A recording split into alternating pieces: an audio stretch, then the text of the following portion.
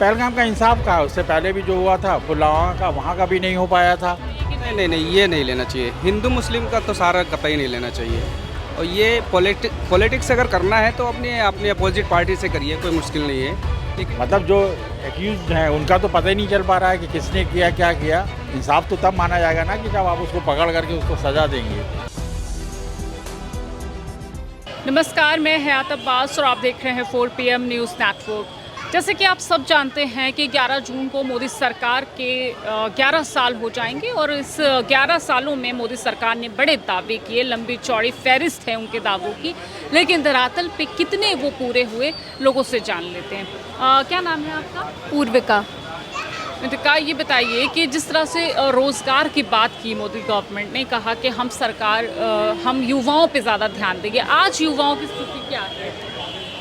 युवाओं की स्थिति बहुत ज़्यादा तो नहीं बदली है, क्योंकि अभी भी लोग घूम रहे हैं, सरकारी नौकरी के लिए प्रयास कर रहे हैं, पर वैकेंसीज़ इतनी कम होती हैं या अंदर ही इंटरनल रिक्रूटमेंट हो जाते हैं, तो बाहर जो पढ़ाई कर रहे हैं या मतलब युवा हैं उनको बहुत ज़्यादा मतलब उस गवर्नमेंट में सेक्टर में जाने का मौका नहीं मिल रहा है। तो और प्राइवेट नौकरी में बहुत झमेले हैं, काफ़ी इतना टाइम ओवर टाइम काम हो रहा है, पर वो नहीं है, इनकम नहीं है।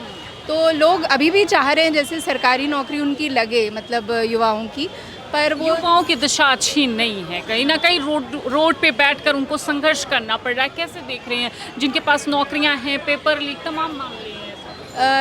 हाँ, पेपर अब आप देख रहे हैं कि जैसे पेपर भी बहुत लीक हो जा रहे हैं और मतलब हर बार मतलब इंटरनल एग्ज़ामिनेशन के काउंसिल की वजह से दिक्कतें आ रही हैं, तो इस पे और काम करना चाहिए। लेकिन कुछ हद तक हुआ है प्रयास, मतलब इन्होंने अपनी तरफ से किए हैं, पर अभी इंटरनल जो काउंसिल्स हैं उनका थोड़ा सा भरोसा भी नहीं है युवाओं को। बिल्कुल।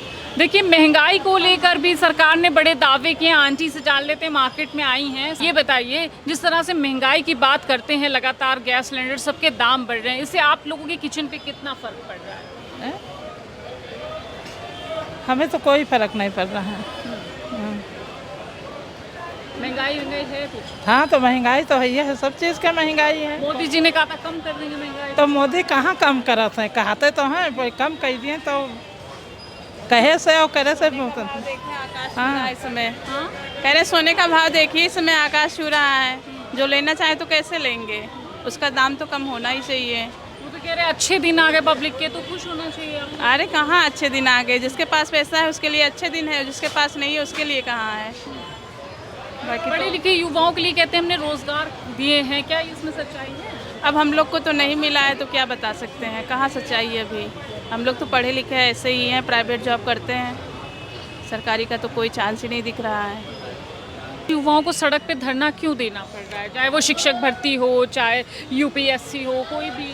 हाँ, ये है कि अगर देखा जाए फैक्टर तो सही तरीके से हो नहीं पा रहा है। जैसे हमारे एग्ज़ाम्स हो रहे हैं, गवर्नमेंट एग्ज़ाम, वो सही तरह से हो नहीं पा रहे हैं। जो बीच में जैसे बहुत सारे पेपर लीक हो जा रहे हैं, वो प्रॉब्लम आ रही है, ठीक है। और बहुत सारी वैकेंसीज जो नहीं आ रही हैं, ये भी मान रहे हैं, पर ऐसा नहीं कि उन्होंने बहुत सारा नहीं किया है। कुछ जगहों पे उन्होंने बहुत अच्छे से किया भी है और कुछ जगह पे कह सकते हैं कि नहीं भी है। देखिए, युवाओं की स्थिति लगातार हमारे देश में बहुत बिगड़ती जा रही है। रोजगार सबसे बड़ा मुद्दा है लोगों के बीच, क्या इसमें सच्चाई है? जी बिल्कुल है। सच्चाई ये है कि रोज़गार जब बढ़ेगा, जब रोज़गार मिलेगा, जब भी रोज़गार करेगा। जब रोज़गार मिलेगा ही नहीं तो रोज़गार करेगा क्या? महंगाई कुछ है? जैसे हम लोग अपना कपड़ा खरीद करके बेच रहे हैं तो वही रोज़गार कर रहे हैं। बाकी जिसके पास नहीं हो तो नौकरी कर रहा है ना। हाँ। अच्छा, ये बताइए, महंगाई को लेकर कहते हैं, सरकार दावा करती है कि हमने बहुत अच्छे दिन ला दिए जनता की, महंगाई कम होगी, इसमें कितनी सच्चाई है? महंगाई तो हमको तो नहीं लग रहा है कोई खास, मतलब कोई वो हुआ है। महंगाई तो बढ़ती ही रहती है और हर वक्त बढ़ ही रही है। इसमें क्या कमी आई है? कोई कमी नहीं आई है। कोई कमी नहीं है। तो कहते थे अच्छे दिन ला देंगे, उसका दावा जो करते थे। अरे तो सरकारें तो सब अपने अपने प्रॉफिट के लिए तो यही बोलेंगे कि हम अच्छे दिन लाएंगे, हम ये कर देंगे, हम वो कर देंगे। बाकी जो सरकारें करती हैं वो दिखाने के लिए तो कर ही रही हैं। बाकी तो हो रहा है, ऐसा नहीं है कि सरकारें करती नहीं, करती हैं, लेकिन कुछ समस्याएं हैं तो हैं। सबसे बड़ी समस्या क्या है? अब सबसे बड़ी समस्या तो आप सामने देख रहे हैं, सबसे बड़ी समस्या ये रोड की है। आप अपनी ये बाइक लेके निकलें तो फंसते ही चले जाएंगे यहाँ पे। अब ये ट्रैफिक कितना प्रॉब्लम पैदा करता है। कौन सा पेशेंट कहीं जा रहा है, पता चला कि वो पेशेंट रास्ते में ही टपक गया। ट्रैफिक क्लियर होना चाहिए, वो भी खास करके लखनऊ के एरिया में। हाँ बिल्कुल बिल्कुल सही बात कह रहे हैं। अंकल क्या नाम है आपका? नूर आलम। नूर आलम जी, ये बताइए इस वक्त सबसे बड़ा मुद्दा क्या चल रहा है देश में? जो दावे किए थे सरकार ने, क्या वो सारे वादे और दावे पूरे होते नजर आ रहे हैं आपको या?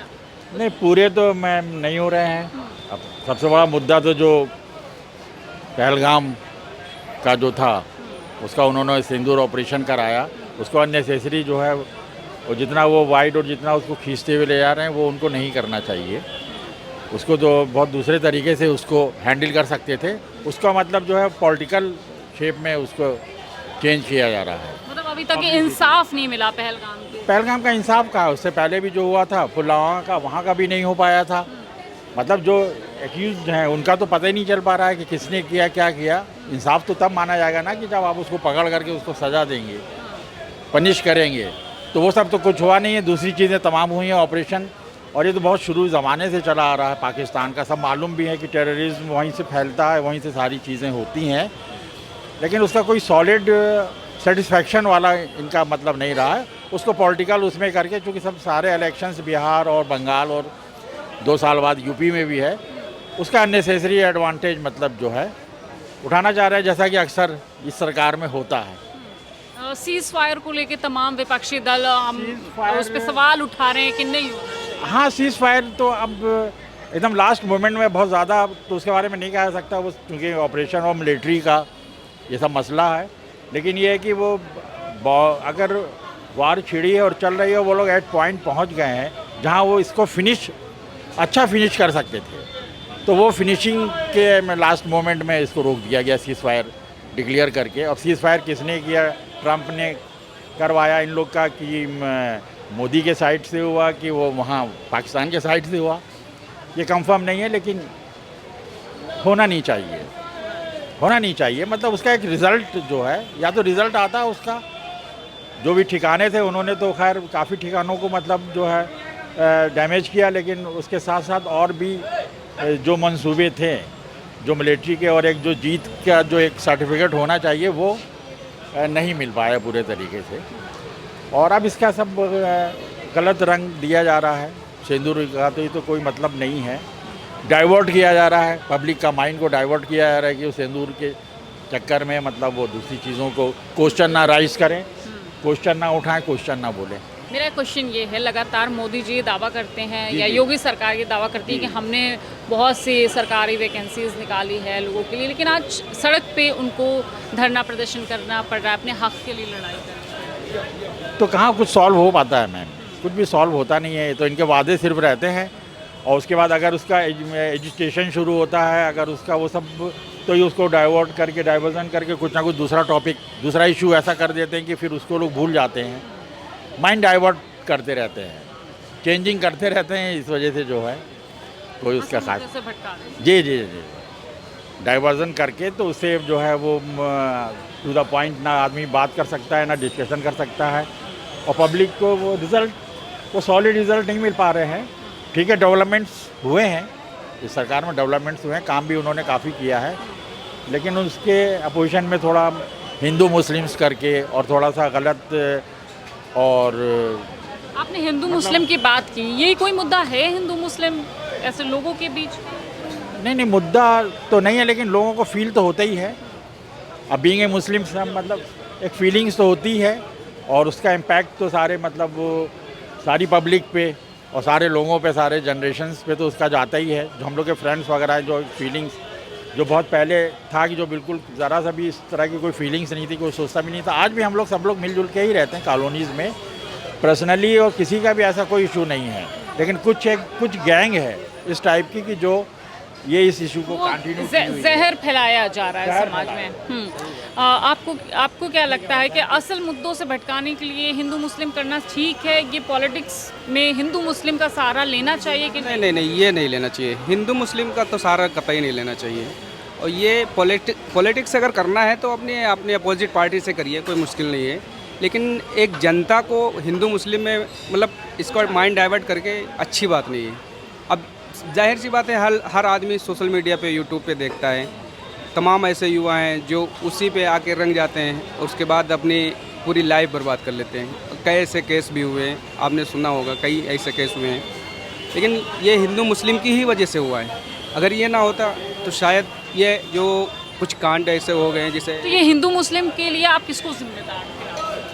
अब जिम्मेदार तो भाई सरकार होगी, जो वक्ती सरकार होगी वही जिम्मेदार होगी। वो अगर चाहे तो रोक सकती है, वो क्यों करे? ऐसा अगर इशू आता है तो सरकार खुद उस पर एक्शन लेना चाहिए उसको कि आप ये क्यों करते हो। भाई अगर युवा यहाँ पे 10 युवा खड़े हो जाएं आके और वो हिंदू मुस्लिम करने लगें तो सरकार को और प्रशासन को एक्शन लेना चाहिए कि बिल्कुल देखिए, अगर सरकार रोज़गार पे बात करे, एजुकेशन पे बात करे तो शायद ये हिंदू मुस्लिम का मुद्दा कभी ना निकले। और यही वजह है कि देश में हमारे रोज़गार नहीं है, एजुकेशन सिस्टम पे बात नहीं होती है, हिंदू मुस्लिम पे बहकाकर उन लोगों को मुद्दों से बहकाया जाता है और इसको एक हथियार की तरह इस्तेमाल किया जाता है। फिलहाल आपने लोगों से भी सुना है। उसी तरह के अपडेट के लिए 4 PM देखते रहे। कैमरा पर्सन सत्यनारायण के साथ मैं हयात अब्बास, 4 PM न्यूज़ नेटवर्क।